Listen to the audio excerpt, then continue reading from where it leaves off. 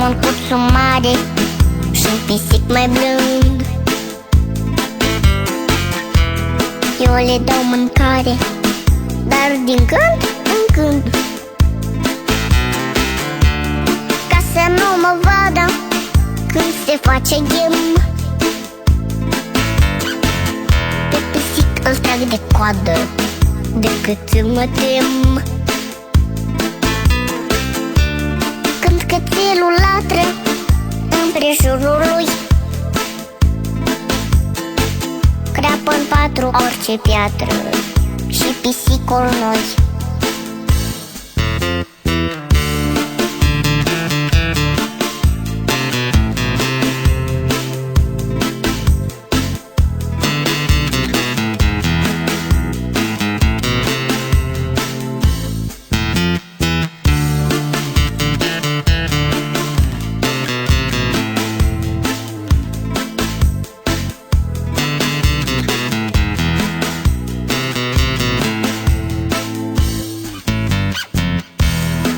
Cățelul pare altfel decât el.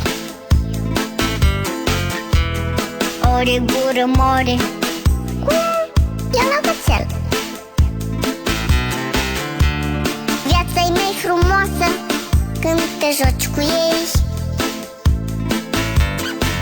Doar pisicul are mare ciudă pe căței. Ca să nu-l supăr pe pisic mai mult,